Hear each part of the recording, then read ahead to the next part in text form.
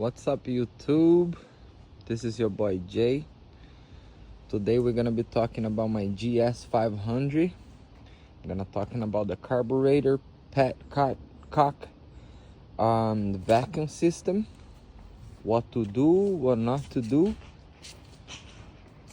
and I'm gonna start with if you're thinking about delete your petcock, you don't need that. You can run your fuel lines straight, just like you can see right there, right? Going straight to the carburetor.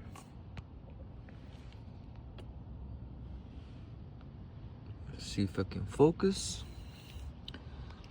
But going straight to the carburetor with no petcock. You don't need it. The tank is above the carburetor, so gravity will do that job for you. Until you have gravity, you have fuel. I'm going to be putting my petcock back, however, because of some safety purpose. Because in case of the engine stop or an accident or anything like that, if the bike goes off, it stops pumping. In this case right here, right now, something happened, the bike goes off, whatever it is, the fuel gonna run out until there is no more fuel in the tank. Nothing stopping the fuel. That's the reason why I'm gonna put it back. If you have a question whether you lose power or not, you don't at all. Not on the highway, not local. Probably like a tiny, very small difference, because one is a pump, the other one is just flowing. So yeah, there is I'll say 2 horsepower. I don't know, it's my first bike, I can't really tell, but it's really good without it. You don't need it. So if you think about, if you have questions of whether it works, it do work. So you don't need it. The petcock is just for leaking and problems, and you're always gonna have a problem with that thing. If you want to completely eliminate it, that's cool. Now I'm gonna take off the tank. After this truck, I'm gonna be taking out the tank and showing everything I did on the carburetor and the vacuum system, everything you should and you shouldn't do. So let's go to it. Okay, now the tank is out of the way. So when I searched for the vacuum system, there was a guy that I might put his link here, and he showed us that we don't need none of all that stuff that be hanging here on the other side. It's like a pre-vacuum system. There's no need for that at all, and you don't need it. And let's say if that thing would be here and full of other vacuum things that only causes leak. However, I made my own, and I'm gonna explain what's going on here. So if you're running the gravity to your to feed your carburetor, you can plug every single vacuum hole that you have, even those over here. If you're running a petcock, all you need is this one, any side. You pick the side, whatever. Better to be the left one because the petcock is right here, right? What I did here was I find out that once you do that, your bike is gonna love it. It's going to love it, right? Because it's gonna suck real, it's gonna create a lot of vacuum, and it's gonna love it. So I have one for my gauge, so I know how much vacuum, at all times. Plus this thing right here, it's an airflow that's connected to your headers right there, almost, right? It's connected right here, that thing right there. Those like copper wire looking thing, but it's not copper, that's why it's rusty. This thing, what it does, and I find out like messing around with it, you know.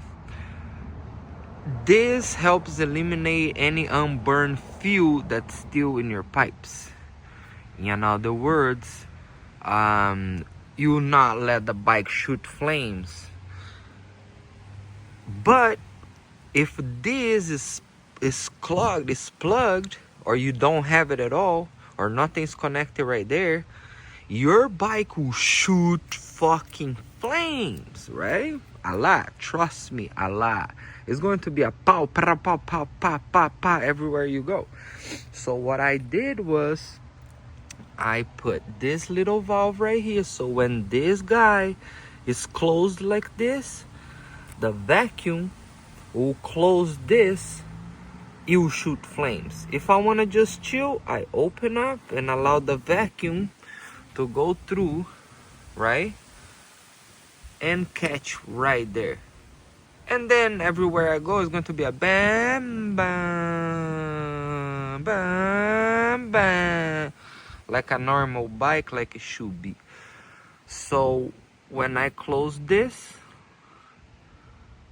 you're gonna go wham, ta, ta, ta, ta, ta.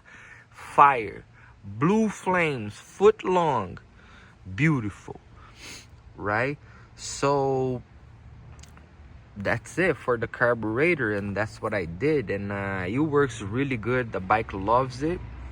Like, however, I'm gonna put the padcock back just because, you know, it looks better without it. And now another reason why I'm doing this and putting it back is because this way, because let's say your gasoline will be coming out about this high, so you have like 6 inches to get all the way to the carburetor, so it flows nice. And I have a real big hose. I believe this one was a 3/8. Yeah, 3/8. And what I did is I just plug right here with a plug, and I put one big line, probably like, I don't know, a foot long, and went straight to the carburetor. So I cannot run no type of filter here, and I don't like it, and that's the reason why I'm gonna put that back, because I'd rather have a filter. I'd rather to look a little, you know, a little more going on. I like the way I can see through it, but I want a filter. I don't care, you know. So this is everything you need to know about this bike. Once you delete all that, you don't need this, whatever I believe is the oil catch can. This evaporator, I put a little RC, because I do RCs as well. So I put a RC exhaust. I just got one of them 3/8 holes, run all the way to the back, and it comes to a RC exhaust, and it actually smokes out of it, and you see the oils come out of it. It drips here a little bit, but it's cool. Rather than be all this oil dripping here, because I delete all the air box. And to delete the air box, you need to mess around. You need to pierce the plugs for the air mixture screw, but that's for another video. And that's it. I hope you like it. Thank you very much for watching. It's your boy Jay, gs500.